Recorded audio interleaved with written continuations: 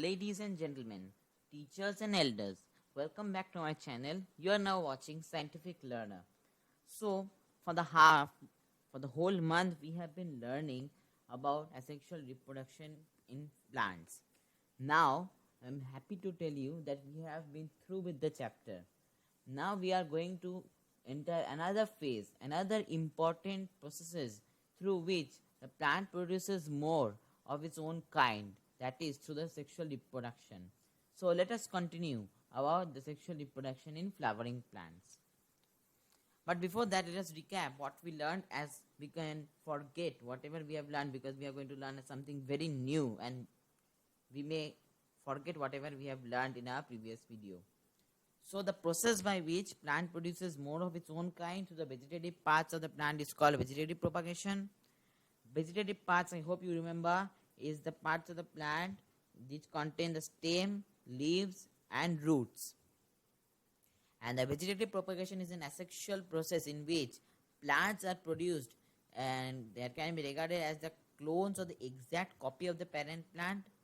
And the vegetative propagation is of two types, natural and artificial. The new plants can grow from the stem like in potato and onion, from leaves like in bryophylla, and from roots like a sweet potato. These are the very natural processes. These are carried out by the plant itself, but to protect the trait and to protect the characteristic and some other like the taste of fruits and other what do I say? Other just habits of plant, the grafting, cutting, tissue culture, or the process of vegetative propagation are carried out. Some extremely rare and economically important flowering plants are reproduced through this way, as because if they reproduce through seeds, the characteristic might change and they may not be worth of being sold. And what are the advantages of the asexual reproduction or sexual reproduction? The plants which are produced through asexual reproduction are the exact copy, we learnt it recently, and they have the same desirable character as a parent plant, which I have already discussed. They bear the flower and fruit also faster. They may bear flower and fruit, they can also produce through seeds, but they also can be produced through grafting and other methods. Thus, these plants are special plants which can be produced either through the vegetative propagation and also through the sexual reproduction. The asexually reproducing plants take less time to grow compared to other plants. So this marks the end of our asexual reproduction in plants. Now we are going to learn about sexual reproduction in plants. So what is sexual reproduction in plants? The process of reproduction in plants which requires the involvement of two individuals of the same species. Normal human reproduction is an example of sexual reproduction. Although now we are going to learn about sexual reproduction in plants only. I hope you all remember that the reproduction in plants we have learned in that there are various parts of the plant. They can be broadly classified as the vegetative parts and the reproductive parts. The reproductive part, as I have already said, consists of flower, fruit and seed. So if a plant needs to produce a seed which will be the new plant, which will be the new seedling of the plant, it must produce some flower. So the flower has some parts. Let us study about these parts. So what the parts of a flower include? The parts of the flower include sepal, which is green in color, and it helped the bud to grow. It protected the bud from external harm or harsh weather, etc. The petal, which is orange colored, and it is the color of petal is of course different in different plants, and some of them are also fragmented so that the other plant, the other pollinators can come and carry the pollen grains from one plant to another plant. The stamen, which is the third hole of the flower, produces the male reproductive cells or the male gametes. They are the male reproductive parts of the plant. When this male gametes fuses with the female gamete, they start producing a seed in plant. This fusing occurs in the ovary of the flower.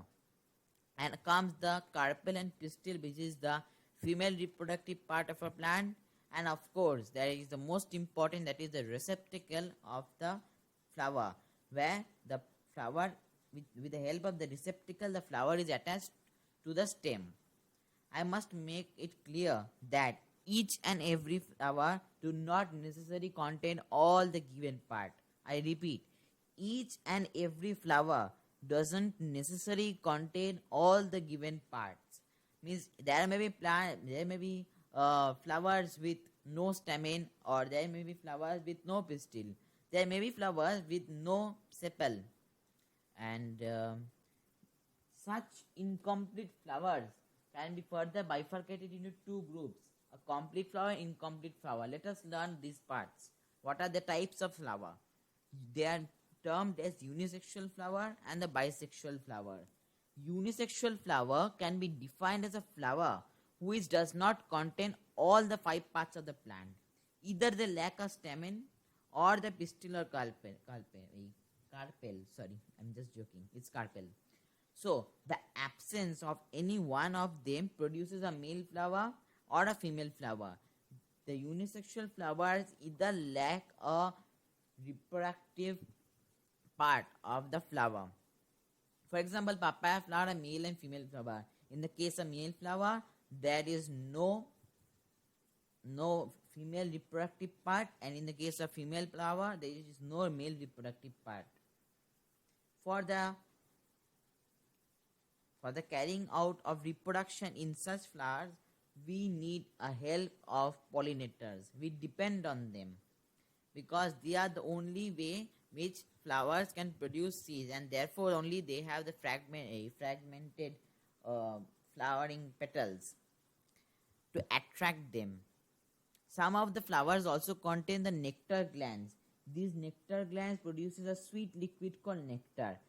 In the grade of this liquid, many insects come, and when these insects come, their legs get attached to the various pollen grains, which are the male reproductive cells, and when it goes to another flower for searching of the other amount of nectar, it reaches and deposits these pollen grains onto the flowering plant. So I have just discussed a small part about pollination, and through this way the plants and the animals help each other very much.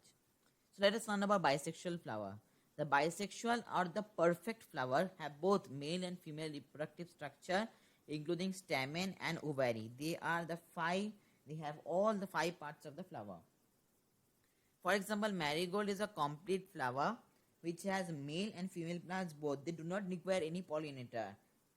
With the shake of the wind, the pollen grain may fall on the top of the female reproductive part, which then may reach the ovules, and then a fusion may occur, and then a seed is produced. Of course, the male flowers can also deposit their pollen grain from one plant, from unisexual flower and to a bisexual flower.